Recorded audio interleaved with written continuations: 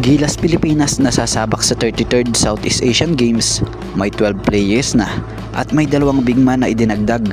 Ang matindi pa rito, posibleng mapahiya ang Thailand lalo kapag sila na ang tinalo ng Gilas Pilipinas na ito. So bakit nga ba? So yan ang ating mga tatalakayin.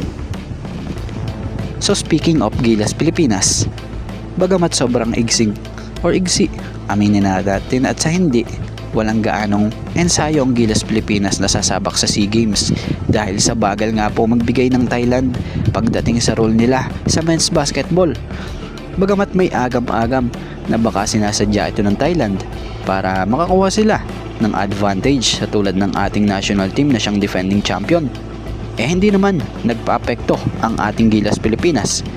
Bagkus, kahit nangaalanganin at medyo gahol na sa oras, bumuo pa din ang ating national team or ang ating men's basketball national team ng team para magrepresenta sa 33rd Southeast Asian Games na gaganapin nga sa Thailand.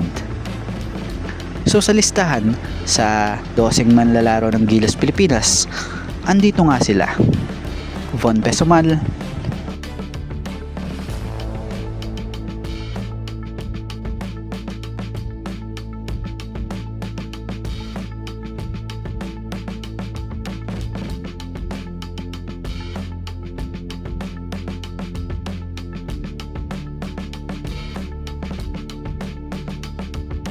VJ Pre,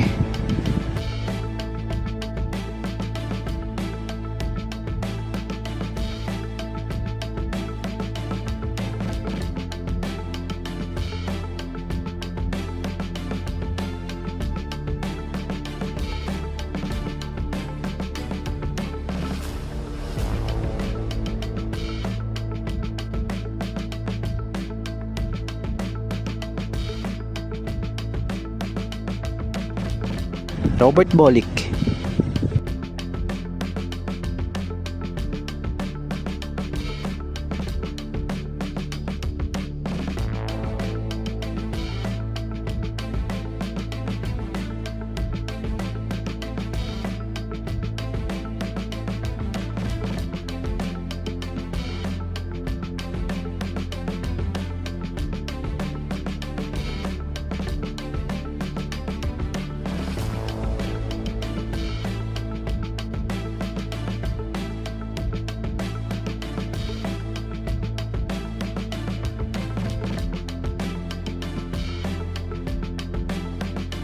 Jamie Malonzo,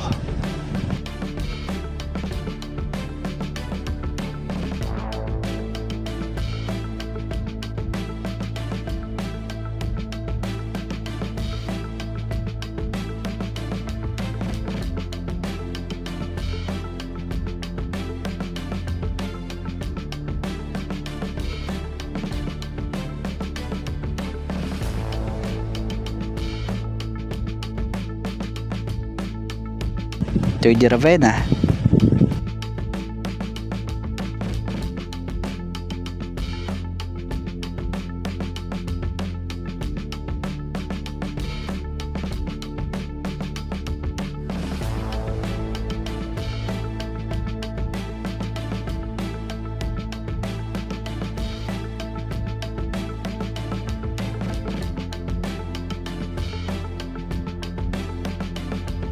Bobby Ray Parks Jr.,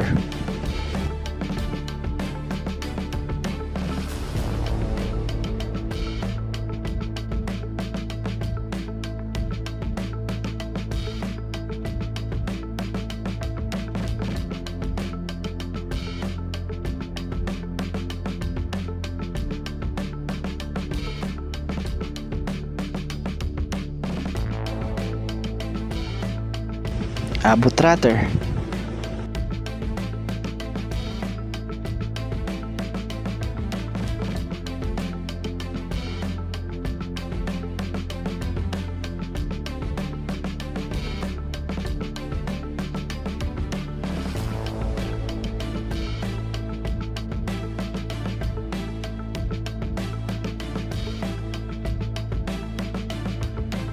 Matthew Wright,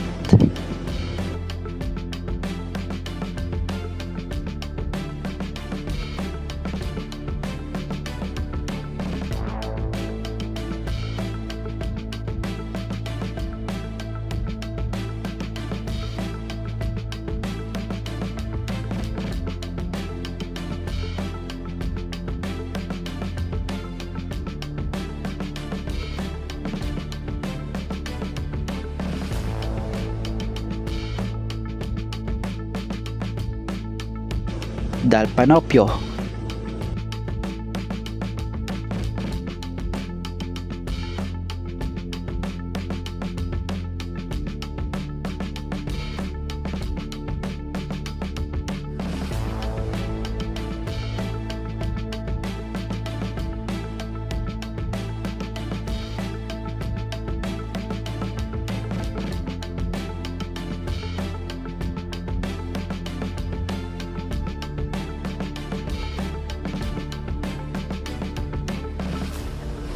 Cedric Manzano.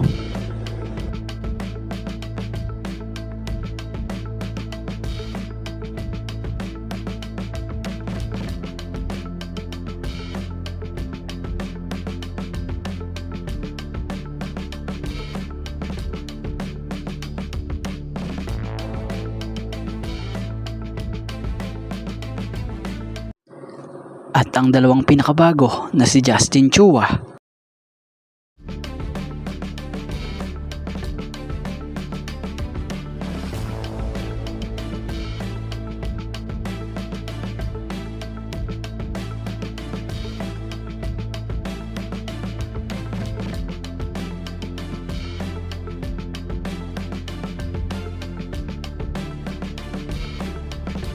and Allen Liwag.